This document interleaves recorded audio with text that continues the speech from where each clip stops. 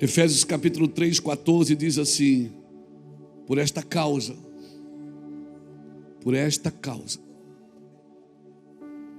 eu me ponho de joelhos diante do Pai, de quem toma o nome toda a família, tanto no céu como sobre a terra,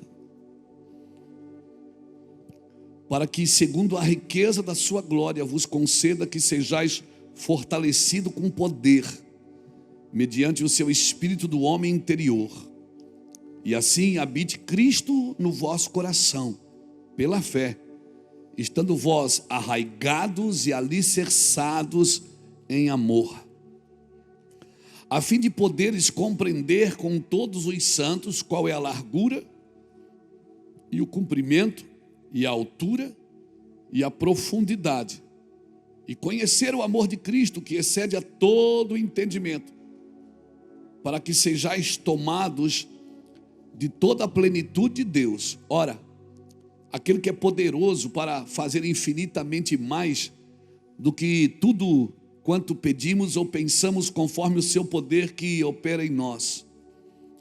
A Ele seja glória na igreja e em Cristo Jesus por todas as gerações, para todos sempre. Amém. Capítulo 4. Rogo-vos, pois, eu, o prisioneiro no Senhor, que andeis de modo digno da vocação em que foste chamado, com toda a humildade e mansidão, com longanimidade, e suportando-vos uns aos outros em amor, esforçando-vos diligentemente por preservar a unidade do Espírito no vínculo da paz. Há somente um corpo e um Espírito, como também foste chamado numa só esperança da vossa vocação. Há um só Senhor, há uma só fé, há um só batismo, há um só Deus e Pai de todos, o qual é sobre todos e age por meio de todos e está em todos. Aleluia. Aleluia. Meu Deus, o livro de Efésios é fantástico, né, irmãos? O livro de Efésios é talvez uma das cartas mais sobrenaturais de Paulo. Eu gosto muito de estudar Efésios. Ali tem para o patrão, tem para o empregado, tem para a esposa, tem para o marido, tem para o filho, tem para o pai, tem para a igreja. É uma carta completa, até para a guerra espiritual. No final, depois ele fala tudo, organiza tudo, ele diz: olha, vocês fiquem firmes, né? Use o capacete da salvação, calce os pés do evangelho, use a espada da lei, coloque o escudo da fé, a couraça da justiça, né? Depois de fazer tudo, fiquem firmes, lutem, guerreiem, né? E vivam, sejam plenos. O livro de Efésios é maravilhoso. Eu oro muito, porque muitas vezes você vai ver Paulo explicando e depois ele dizendo: por causa dessas coisas eu faço isso. Ele fala uma coisa e depois diz: por causa dessas coisas eu faço isso. Ele está sempre explicando por que ele faz o que faz, porque ele acredita naquilo que ele acredita. Irmãos, é tão interessante que Deus, ele fez o homem à sua imagem e à sua semelhança. E a primeira regra para o homem, a primeira ordem para o homem é: não faça para ti imagem. Deus diz: você é uma imagem, mas não faça para ti imagem, porque você é a minha imagem e a minha semelhança. Irmãos, porque se nós criamos imagens, a imagem vai tirar você da imagem. Nós criamos, e quando eu falo de imagem, eu não estou falando só a imagem de escultura, né, que é alvo de idolatria. Não, eu estou falando de qualquer imagem. E eu acredito que o Senhor está preparando uma igreja que não tem muita imagem. Uma igreja que você já me ouviu falar isso. A igreja vai cansar da internet, irmão. Daqui a pouco a igreja cansa. A internet é boa. A gente está transmitindo os cultos aqui, deve ter gente em casa, gente que oferta pela internet. Hoje grande parte dos recursos dessa casa entra pela internet. né? A gente liga um telefone, uma live, 3.000 pessoas. Nós temos muitos cursos na internet. A gente viaja o Brasil, às vezes as pessoas não conseguem ir, elas assistem pela internet. Mas tem um jeito de fazer igreja que é toque, que é abraço, que é beijo, que é comer o cachorro quente depois do culto, aquele molho que corre no braço. Oh, meu Deus, coisa boa ser crente. Sentar na roda para falar mal dos outros. Eu sei que você não faz isso, eu só estou, né? Assim, minhas elucubrações aqui. Mas é bom demais ser crente. A vida cotidiana da igreja é coisa gostosa, irmãos. A gente fala da igreja, às vezes eu mesmo sou pastor da igreja. Eu até estava pregando essa semana, sexta-feira, em Balneário, até falei isso, de um cara que ficou, ele naufragou, ele foi o único sobrevivente de um naufrágio, ficou numa ilha por 20 anos. Depois, quando acharam ele na ilha, chegaram lá na ilha, tinha 3 construções. Ele construiu as 3 construções, com areia do mar, com pedra, com palha, com tronco de árvore. 20 anos, cara, tem que fazer alguma coisa. Aí, cara, chegaram, né, acharam ele na ilha, daí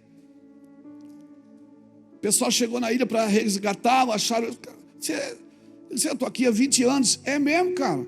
Estava aqui no navio que naufragou há 20 anos. E essa casa aqui, eu fiz para me morar. Você que fez? Sim, foi eu que fiz essa casa para me morar. E aquela outra construção? É porque eu sou crente. Aí, eu fiz uma casa para me morar, eu fiz uma igreja para me congregar. Mas tinha uma terceira construção. Ela disse, e aquela terceira construção? Não, é porque eu congregava aqui, mas eu tive problema nessa igreja. Aí eu fui congregar naquela. O cara sozinho, ele conseguiu ter problema com a igreja, irmão. Ele disse, não, eu congregava aqui, mas daí eu me decepcionei aqui. Aí eu fiz aquela lá. E estou lá já há mais de 12 anos, estou feliz aqui. Eu fico imaginando a gente, irmão. A gente que é pastor, de vez em quando quer dar uma desanimada. Doido para passar a igreja para alguém ir embora. Esse negócio de ser... Deus olhou para você e disse, cara, você está muito sossegado, vou te dar uma igreja para você passar guerra, passar luta. Mas quem vive sem a igreja, irmãos? Quem vive sem a comunhão dos santos? Porque nesse lugar que a gente conhece a altura, a profundidade, o comprimento, a largura do nosso amor, da nossa paciência, da nossa vida com Deus, né? E a Bíblia tem uma sentença para os últimos dias, que o amor de quase todo esfriará. É 2 coisas que eu pergunto sempre: o amor de quase todos esfriará mesmo, Senhor? E outra coisa que eu pergunto, e Jesus pergunta nas Escrituras, ele disse, quando o Filho do Homem voltar, por acaso ele vai achar fé na terra? As pessoas estão assim, elas se perdem a fé por muito pouco, se machucam por muito pouco. Parece que está todo mundo querendo ferrar alguém. Todo mundo quer justiça, quer sangue, sabe? E eu tenho medo que isso seja justiça própria. Todo mundo quer que alguém pague, quando o evangelho totalmente é o contrário disso tudo. Você vai ver no evangelho, por exemplo, um cara que bebeu, amaldiçoou seu filho. Você vai ver um cara com o pai da fé que... Você vai ver um pai da fé que mentiu, que teve relação com a funcionária, com ordem da esposa. E a Bíblia diz que ele é o pai da fé. Você vai ver um Davi, um adúltero, que a Bíblia o chama de um homem segundo o coração de Deus. Você vai ver na genealogia de Jesus uma Tamar, que transou com o sogro e gerou filhos com ele. Você vai ver na genealogia de Jesus uma Raabe, que era prostituta em Jericó.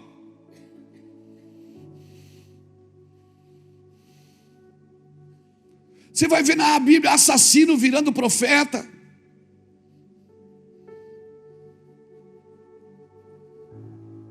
Será que a gente não aprendeu nada, irmãos? Será que a nossa justiça própria, a nossa fé, a gente perdeu, a gente não tem mais misericórdia de ninguém. E quando você tem misericórdia de alguém, as pessoas acham que é possível. Irmãos, é possível amar sem concordar com o erro. Ei, é possível amar sem concordar com o erro. Mas hoje, quando você ama alguém, é porque você concorda com o erro dela. Sabe, eu e Iraci estávamos conversando em casa. Iraci, às vezes ela sai da caseira, eu não acredito que a igreja do Senhor está nesse lugar hoje.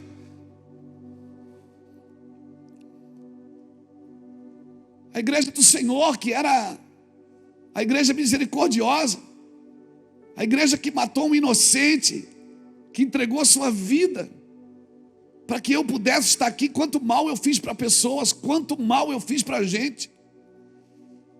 Quantas pessoas entraram nessa igreja aqui, que eu tive relacionamento íntimo com elas.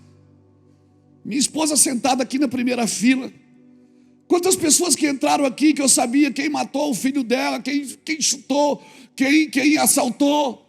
Eu sou da cidade, irmão. Eu tenho 57 anos. Quantas pessoas que entraram aqui na igreja, eu corria para o colo da Iraci ou para o colo do Jacos. Jacos, ora comigo. Por quê? Porque fulano de tal chegou aqui.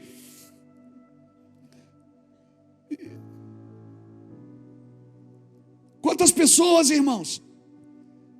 Quantas vezes eu subi aqui no altar, ressabiado. No começo, hoje não mais. No começo eu subia ressabiado pensando, alguém vai entrar essa porta dentro e dizer assim, esse aí é um bandido. E eu era mesmo. Nos primeiros anos de Bevan eu ficava apavorado, porque alguém poderia entrar a porta dentro e dizer, ele fez isso, ele fez aquilo, e pior, era tudo verdade. Mas o amor de Cristo me achou. E se eu tiver que negar amor para alguém, como eu fui encontrado, como eu fui achado, então isso tudo é uma grande mentira. Isso não é evangelho de Jesus. Eu posso amar você sem concordar com os seus pecados. Eu posso amar você sem concordar com os seus crimes. Eu posso amar você sem concordar com as suas imoralidades. Mas eu posso amar você. E se eu te abraçar e beijar, não significa que eu concordo, significa que eu te amo. Mas nós preferimos criar barreiras, não nos envolver, porque nós temos medo de uma reputação que está pregada na cruz. Uma reputação que está pregada na cruz. O meu Jesus tinha fama de ser amigo de pecadores. E eu não, eu tenho que ter o apóstolo. Eu tenho que ser o apóstolo, sem mancha e sem mácula. Porque essa é o protótipo de um homem perfeito que a igreja desenhou. Não, irmãos. O homem que eu acabei de ler, a carta que ele escreveu, foi um assassino. Arrastava mulheres, crianças, matava famílias inteiras porque elas adoravam a Cristo. E ele se tornou um homem que um dia encontrou Jesus. Quantos males esse homem fez, quantos males. Aquele homem que escreveu aquele cântico, a maravilhosa graça, a graça maravilhosa, aquela canção.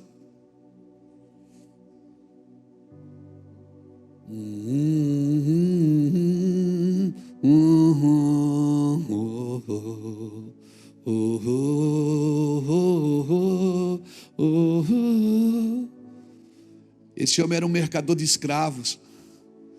Ele era capitão de um navio que trazia escravos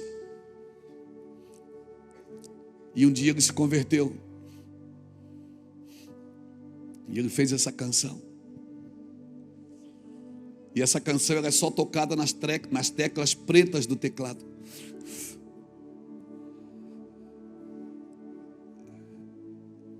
E ele começou a cantarolar os gemidos que ele ouvia no porão, os escravos cantando.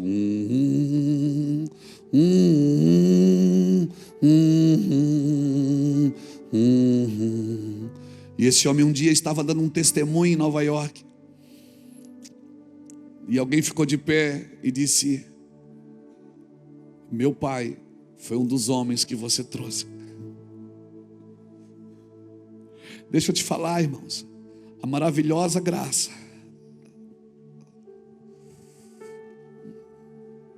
Eu vou te falar. Nós temos tudo tão perfeito e organizados como igreja. Mas como foi dito desde o começo desse culto, se eu não tiver amor, nada disso importa. Então eu quero pedir que você lute por essas duas coisas.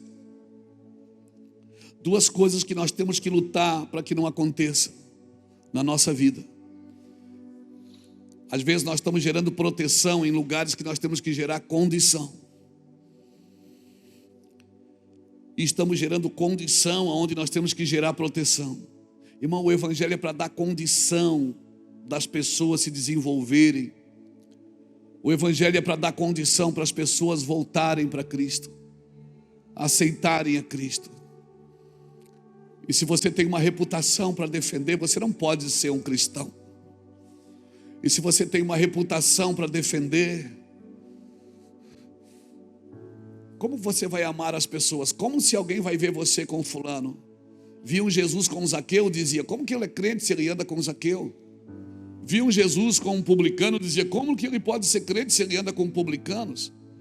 Quando viam Jesus, ei, não pense que eu estou pregando essa mensagem para defender, não, para me defender, não. Eu estou pregando para abrir os olhos dos cristãos que estão perdendo o amor. Que estão perdendo o amor. As pessoas sempre querem que você escolha um lado. Qual é o lado que você vai escolher? O lado do crime, da vítima ou do criminoso? Você não tem lado, o seu lado é o de cima. Você ama todos os dois lados. Você ama quem cometeu o crime e você ama a vítima. Você se coloca no lugar da vítima e sofre porque você também é pai e avô. Mas você também se coloca no lugar de quem praticou o crime, porque você... Isso não foi minhas práticas, mas eu já estive lá, eu sei como as pessoas pensam. Você também se coloca no lado da família de quem cometeu um crime. Deixa eu te falar uma coisa, irmãos. E nós temos que escolher um lado. Você é de direita ou de esquerda? Eu sou do alto, irmão. Eu sou do alto. Eu quero salvar a gente dos dois lugares, dos dois lados. Parece que a gente sempre tem que escolher um lado. Você é bom ou você é mau. Você não é perfeito. Nós somos do lado de cima, irmão. Então vou dar um recado para você. Cultive todas as pessoas, porque certamente algumas brotarão. Cultive todas as pessoas que você puderem, porque certamente algumas brotarão. Não desperdice semente, não corra em vão. Não compre lugares de evidência ou favores com coisas. Não compre lugares de evidência com necessidade dos outros, com situação dos outros. Não compre lugares de evidências. Não faça prosélito. Irmãos, cultive pessoas. Joga semente, alguma vai brotar. Amém? Não perca a viagem. Deus não perde a viagem. Deus não perde a viagem. Amém, irmãos? Mas quer que eu ganhe se eu amar uma pessoa que não merece o meu amor? Você ganha. Aqui na casa, aqui no restaurante comunitário, aqui. Hoje eu não consigo mais fazer isso, viajo muito, mas eu ia ali toda semana, para não dizer todo dia. Toda semana, principalmente quando era aqui atrás, a gente dava a palavra. Todo o Júnior começava a dar a palavra, eu vinha dar uma palavra. O restaurante ali, um dia eu estava ministrando. Aí tinha o irmão, o Zé. O Zé vinha com um papelote de crack e dizia assim: ei pastor, tudo bem? Eu disse: tudo bem. Ô pastor, posso fazer uma pergunta? Eu disse: pode. Por que vocês dão comida para nós? Eu digo: você precisa comer, Zé. Ele disse: não, você quer levar nós para a tua igreja, fala a verdade. Eu digo: não, Zé, não quero levar você para a igreja. Ele disse: até porque a gente não tem nada para dar para vocês, né? Ainda me zoou ainda tirou uma onda. Eu disse: não, Zé, não tem nada a ver com isso. A gente dá comida para vocês porque vocês precisam comer. Ele disse: tá, mas eu vou sair daqui, ó, tirou a pedra do bolso. Eu vou fumar essa pedra aqui. Eu disse: pior para você. Pelo menos se você fumar pedra, você vai fumar de barriga cheia. Ele disse: então você está perdendo tempo. Eu disse: por quê? Porque vocês estão dando comida para mim, ó. Cara, eu não quero mudar, eu amo essa vida, eu gosto da rua. Eu digo: mas você não precisa comer? Eu disse: então deixa a gente dar comida para você. Ele disse: mas é perca de tempo. Eu disse: Zé, Deus não perde tempo. Porque se você que vem aqui comer não é transformado, nós que estamos dando a comida estamos sendo transformados. Porque nós estamos perseverando até o fim. Nós estamos acreditando, Zé, que um dia ele começou a chorar, irmãos. Ele começou a chorar. Não passou alguns dias, ele procurou o meu irmão Júnior. Foi para a casa de recuperação, trabalhou aqui com a gente. Aqui ficou 2 ou 3 anos trabalhando aqui na igreja. Então lance a semente na terra. Alguém vai brotar, meu irmão. Alguém vai brotar. Por estas coisas é que eu me ponho de joelhos. Você acha que eu fico de joelho para a igreja crescer? Você acha que eu fico de joelho para Deus me dar alguma coisa? Não. Para que a semente brote, para que a semente do evangelho brote. Porque eu fui chamado, você foi chamado para encorajar, respaldar e inspirar pessoas a amar a Cristo. Nós fomos chamados para isso, irmãos. Assim fazem as pessoas que governam com o coração de Deus. Irmão, Deus vai fazer tudo por você. Você crê que Deus faz tudo por você? Ele faz, mas Ele não vai fazer o que é para você fazer. O que é para você fazer, Deus não fará, meu irmão. Deus não fará. Mas por que o mundo não leva a gente a sério como igreja, pastor? Porque nós, como igreja, precisamos levar Deus a sério. Para o mundo levar a gente a sério, nós precisamos levar Deus a sério. Faz um voto? Faz. Falou que vai cumprir? Cumpre. Falou que vai orar? Ora. Falou que vai renunciar? Renuncia. A igreja ela não necessita aprender com as demandas do mundo. A igreja aprende com Cristo. E a maneira de Deus alcançar, a maneira de Deus para alcançarmos justiça e santidade é renúncia, irmão. A maneira que a gente tem para alcançar justiça e santidade é renúncia. É primeiro pela entrega, depois pelo esforço. Não adianta ter esforço se não tem entrega. Eu sempre digo uma frase aqui que Deus só dá reforço aonde tem esforço. Se não tiver esforço, Deus não dá reforço, irmão.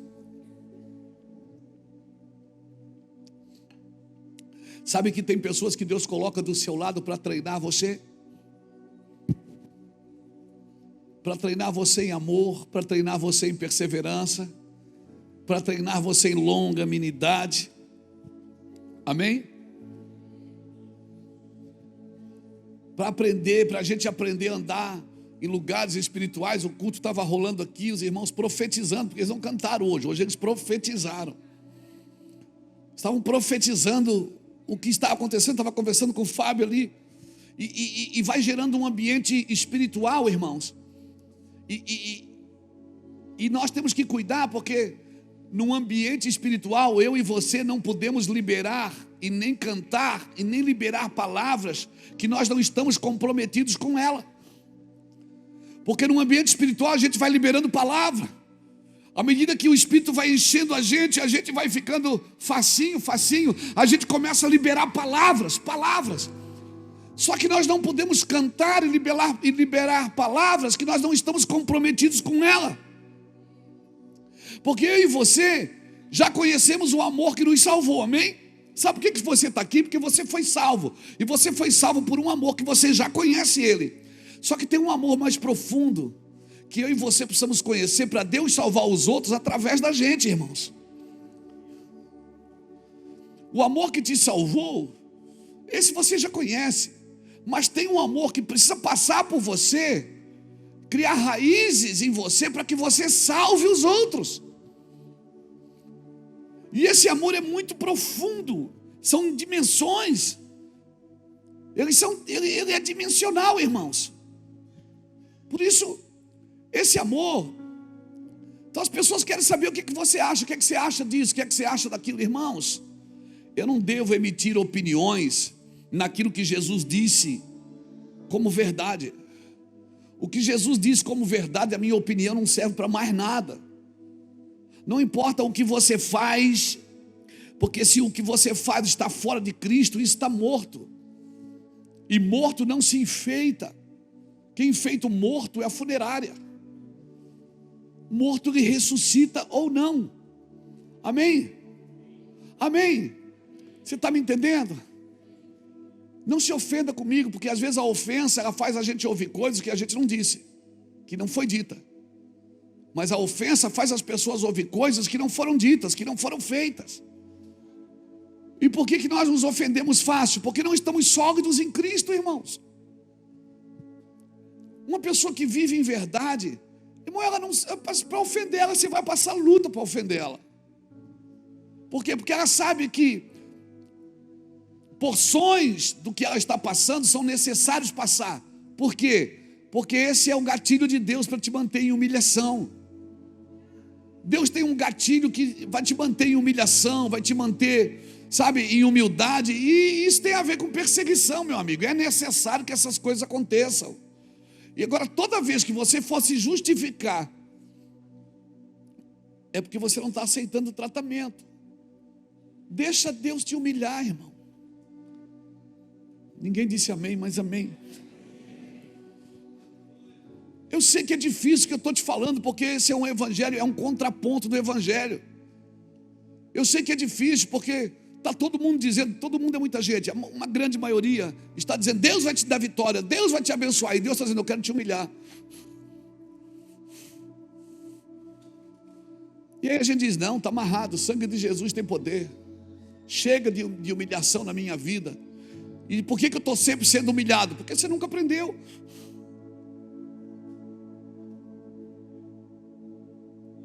Eu tenho sempre uma resposta para dar, um argumento para me defender. E quem é bom de argumento é ruim de arrependimento. Sabe, ninguém pode matar quem já morreu, irmão. Pilatos para na frente de Jesus e diz assim, ó, eu tenho poder para te matar ou para te deixar viver. Jesus diz assim, ó, nenhum poder tu teria se o meu pai não tivesse te dado. Então, se estão te atacando, se estão te agredindo, se estão te caluniando, se estão te perseguindo, já passou na sua cabeça que pode ser a mão de Deus para te manter em humilhação? Mas para que Deus quer me manter em humilhação? Por causa daquilo que está vindo. Se você não tiver jogado no chão humilhado, quando vier você vai ficar muito grandão. Então às vezes Deus tem que te manter lá embaixo, no chão, para quando chegar aquilo na sua mão, você celebra, porque você tem que celebrar o que Deus te dá mesmo. Celebra mesmo e, amém, celebra mesmo, come a comida doce e bebe a bebida doce, porque essa é a tua porção aqui na terra. Celebra mesmo, aleluia, tira selfie, ai que lindo. Comprou uma roupa nova, tira selfie. Comprou um sofá novo, ai que lindo Deus me deu. Celebra, mas depois de celebrar, você volta para a fonte, porque nada disso interessa se você perder o lugar. Então tem coisas que Deus tem que fazer agora. Por que ele diz, santificai-vos hoje, porque amanhã eu farei maravilha no vosso meio? Por que ele quer que você se santifique hoje? Ah, porque se eu não me santificar, Deus não faz? Claro que Ele faz, irmão. Ou você acha que Deus precisa da tua santidade para Ele fazer alguma coisa? Ele está dizendo o seguinte, vou ler a versão Luiz Hermínio, capítulo 1. Ele está dizendo o seguinte: Luiz, eu vou fazer algo na sua vida. Se você não se santificar hoje, quando esse algo chegar, você não vai perceber, e não vai desfrutar, e não vai estar à altura daquilo que eu vou fazer na sua vida. Então eu preciso te humilhar agora, eu preciso pisar em você agora, eu preciso preparar assim umas pessoas para te bater, para você ficar no chão. Pode ser assim, Luiz? É nós. Você está me entendendo? Mas daí não. Aí quando começa assim, você vai para a igreja fazer campanha. Para de sofrer, porque você quer se livrar do tratamento. Uma vida sem aflição não tem nenhuma semelhança com Cristo. Uma vida sem aflição não tem nenhuma semelhança com Cristo. Eu não sou franciscano não, eu gosto da alegria, eu gosto da celebração. Ei, como é bom ser feliz, como é bom ser alegre. Aleluia. Liga o som, bota uma música, vai dançar, faz uma comida boa. Eita, poder de Deus. Aleluia.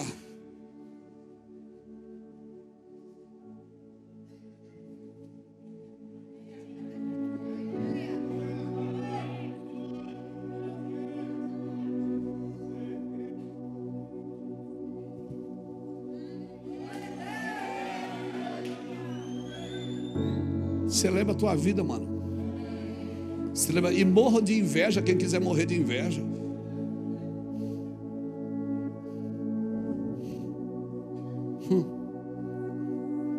Não, mas é que eu tô.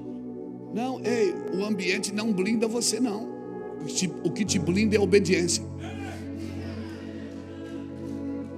Porque Adão, ele caiu no paraíso e Jesus venceu no deserto.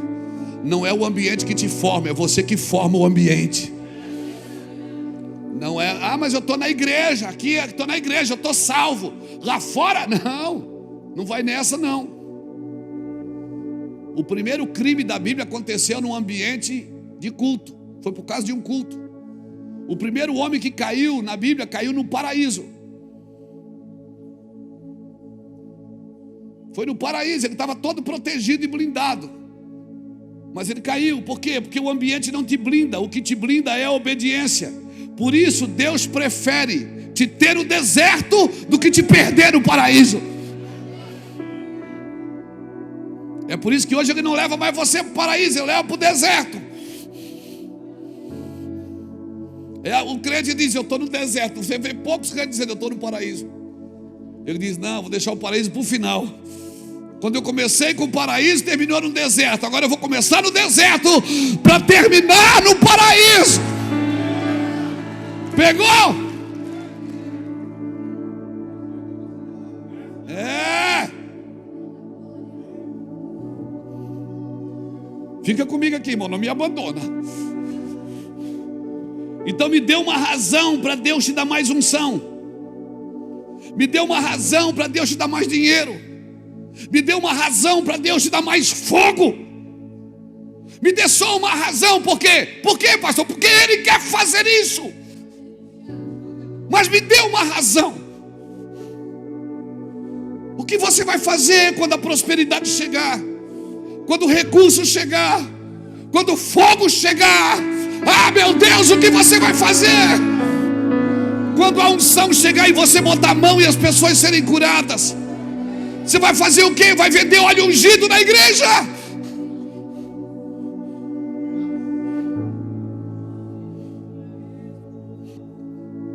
E quando você ficar famoso, você vai cobrar para ir nas igrejas? Então me dê uma razão para Deus te dar dinheiro. Para quê? Para quando você tiver pisar nos outros que não tem. Se você tiver uma razão clara, contundente, formada em Deus, certamente Deus quer fazer isso com a gente. Deus quer fazer isso, mas a pergunta é: me dê uma razão, Luiz, para que eu te dê mais. Me dê uma razão para que eu aumente o tamanho da igreja, Luiz. Me dê uma razão para que eu te deixe mais famoso. O que você vai fazer, cara? Se eu pudesse dar um nome hoje, pseudônimo, sabe como eu te chamaria? Prisioneiro de Cristo. É isso que Paulo se sentia, eu, prisioneiro de Cristo. Sou prisioneiro de Cristo. E por isso ando na vocação em que fui chamado. E ponto final. E não vai apagar o pavio que fumega. Não vai apagar nunca. Não vai apagar. Pode falar o que quiserem. Pode bater o que quiserem. Pode falar o que quiserem, seus miseráveis, mal amados. Sentam aqui que eu ensino vocês a amar.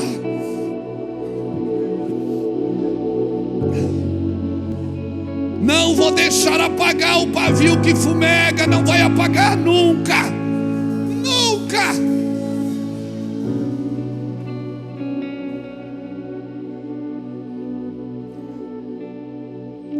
Não é Deus que vai escolher o nível de unção que você vai andar. Mas dê uma razão para Deus te dar mais. Deus não vai escolher o nível de unção que você vai andar. Seu nível de renúncia determina o seu nível de unção. E se alguém que tem a intenção de nos orientar e nós nos ofendemos, isso só tem um nome: ego. Quando alguém tem uma intenção bíblica e de Deus de nos orientar a amar, e nós temos problema com isso, isso tem um nome, se chama ego. Porque tem palavras, irmãos, que não são para gerar euforia, é para gerar um senso de missão. Eu tenho um senso de missão, você tem um senso de missão. E quando você perceber que você está perdendo o senso de missão, você tem que parar tudo e aquecer o fogo. E você, se precisar, força o choro. Não se iluda com títulos. Não se iluda com o PR de pastor na frente, ou com o AP de apóstolo. Não se iluda que eu sou empresário. Não se iluda. Quando Saul caiu, Deus não tirou o título, Deus tirou a unção. E ele ficou ainda por 40 anos com o título. Deus não tira o título dos homens, Ele tira a unção. Ele não tirou o título de rei, Ele tirou a unção de rei e deu para o menino. E deu para o menino. Cutuca alguém que está do seu lado, vai com força assim, ó, sacode. E diz para ele assim, ó: você não serve para Deus sem o Espírito Santo. Diga: você não serve para Deus sem o Espírito Santo. Deus vai continuar te amando, mas sem o Espírito Santo você não serve para Deus. Somos prisioneiros do Senhor. Somos prisioneiros de Cristo. Posso ouvir um glória a Deus? Prisioneiros de Cristo.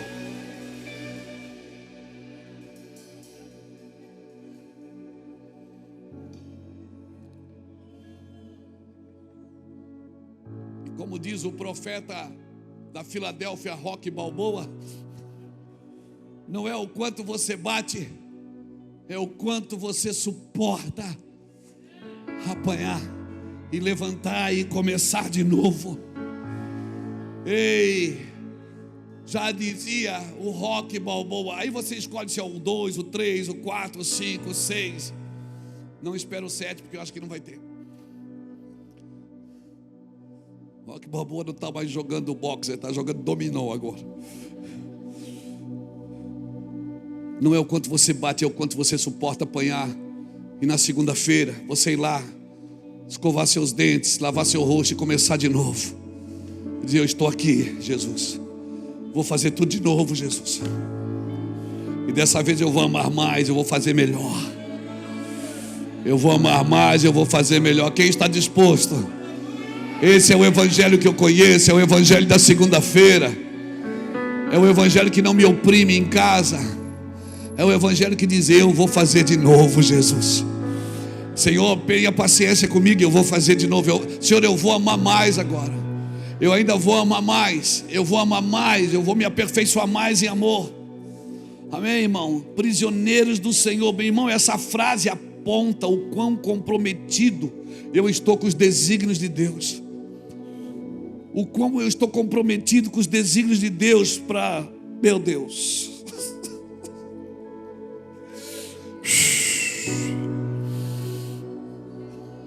Agora ninguém se reconhece prisioneiro de Cristo sem uma consciência absoluta de comprometimento com a sua vontade. Se você não está comprometido absolutamente com a sua vontade, você nunca vai se sentir um prisioneiro de Cristo. Agora, só é possível falar de comprometimento absoluto quando há uma gratidão absoluta. Quando há uma gratidão absoluta. E graças a Deus, nós aprendemos isso. E a Iraci nos faz lembrar todo dia. Quando ela põe uma comida que a gente diz, só tem isso, ela diz, agradece. Quem já ouviu isso? Você só tem uma consciência de comprometimento absoluto se você tiver uma consciência de gratidão absoluta. Vai lá. Não haverá na sua vida nunca um compromisso integral, uma disposição inabalável, se não houver um senso de gratidão completa. Porque viver com Deus é uma condição primária para todo crente, irmão. Viver com Deus é uma condição primária. Não há vida fora daquilo que Deus propõe. Não há vida. Se Deus propôs para você vida, não há vida fora daquilo que Deus propõe para você. Você não vai conseguir viver fora daquilo que Deus propôs para você. E você vai ter que amar. Como eu disse e repito, amar não é concordar. Ou você acha que Deus concorda com tudo que você faz? Com tudo que eu faço, não concorda? Mas Ele me ama. Ele tem ciúmes de mim. Diz a Bíblia que o Senhor, Ele me ama com doce amor, me atrai com cordas de amor.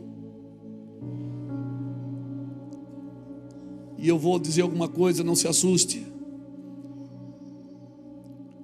Muitas doenças,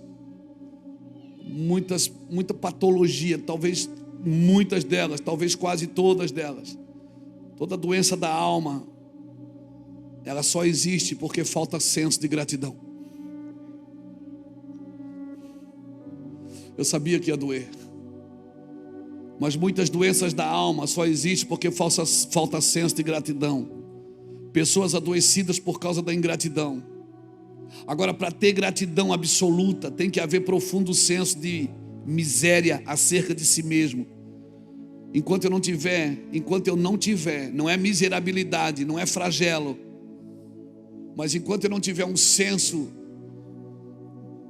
que eu sou sem Cristo, eu não posso fazer nada. Sem Cristo eu sou um zero à esquerda. Sem Deus eu não sirvo para nada. Se Ele me tampar aqui, eu morro em segundos. Se Ele tirar o fôlego de vida, não tem mais volta.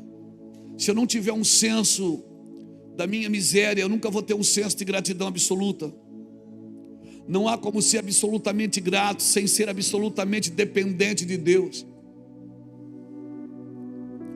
Não faz a sua carne o seu braço forte. Maldito é este homem que faz a sua carne o seu braço forte.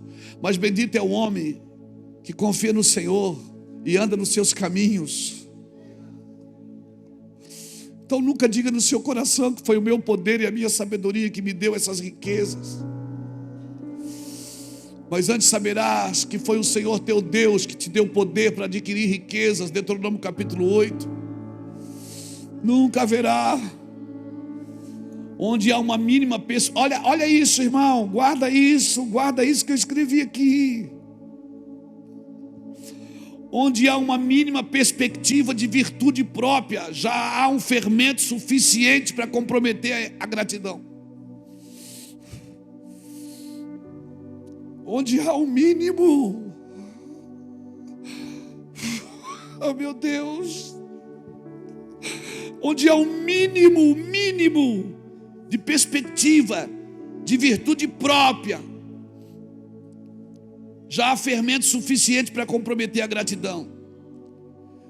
E fermento não precisa ser muito, pode ser uma colherinha, Fábio. Ele só precisa de tempo. Pode ser uma pitadinha de fermento todo dia. Um dia um ego, um dia um elogio. Um dia você tem que aprender. Como é que eu me livro disso? Transferindo honra. Quando você for honrado, já transfere. For honrado, já transfere. Quando alguém te honrar, já transfere. E deixa todo mundo ao seu redor ser honrado também. Não roube isso dos outros. Você não tem uma consciência absoluta de dependência de Deus. Quando é que eu não tenho uma consciência absoluta de dependência de Deus? Quando eu tenho a mim mesmo por referência. Se eu sou a referência para mim mesmo, pronto, perdi. Por quê, pastor? Por isso que essa é a beleza do corpo, que um dependa do outro, que um veja e admire o outro. Levai a carga uns dos outros, nem a sua carga você pode levar sozinho. E se você não pode levar a sua carga, você não pode levar a sua vida. Essa é a beleza do corpo de Cristo, da igreja. É isso que torna, é por essas coisas que eu me ponho de joelho. Paulo diz, é por essas coisas que eu me ponho de joelho. Por causa de vós, como prisioneiro de Cristo, andem na vocação em que vocês foram chamados. Se você tem uma consciência absoluta de dependência de Deus, você nunca vai ter a si mesmo como referência. Mas se você não tem uma consciência absoluta da dependência de Deus, você tem a si mesmo como referência. Eu não vivo mais sem eu me amo. E o resto que se dane. Toda ação que começa no homem não busca gerar espiritualidade. Toda ação que começa no homem na busca de gerar espiritualidade não tem poder nenhum contra a vaidade. Por quê, pastor? Porque pureza é diferente de santidade. Pureza começa no interior, santidade não. Por isso que você não pode começar uma doutrina de santidade sem pureza. Porque se você começar práticas de santidade, eu vou mudar de roupa para ser mais santo, eu vou mudar de penteado para ser mais santo, eu vou mudar minha postura para ser mais santo, sem pureza, isso vai virar religiosidade. A pureza vem de dentro. É por isso que é necessário, porque quem vê a Deus não são os que se santificam, são os puros de coração, eles verão a Deus. Por isso que toda prática de santificação que não começa na pureza interior, ela vai terminar em religiosidade. Se eu não sou grato, não sou comprometido com os planos de Deus, e aí o meu Deus passa a ser eu mesmo e o meu ego, e aquilo que eu acho ser verdade. Por isso que tem muitos donos da verdade na internet. Já perderam a comunhão com Deus. Já perderam a comunhão. Se o Senhor propõe cadeias para você, é cadeias que você tem que ter. Se o Senhor propõe algemas para você, é algemas que você tem que ter. Se o Senhor propõe açoites para você, é açoites que você tem que ter. Se o Senhor falou que esse ano você vai passar luta, você vai passar luta. Não vai para a igreja fazer campanha para sair da luta. Você vai passar luta com nobreza. E se depois dessa luta, sabe o que vai acontecer? Você vai ficar mais quebrantado, vai ficar mais amoroso, mais carinhoso, mais acessível. O ego vai embora, a soberba vai embora, aquela vaidade do inferno vai embora. Você vai ficar mais acessível às pessoas. As pessoas vão olhar e vão dizer: o que está acontecendo com ele? A pedagogia de Deus te ensinou a humilhação, te ensinou o que é depender completamente de Deus. Não é pecado ser humilhado.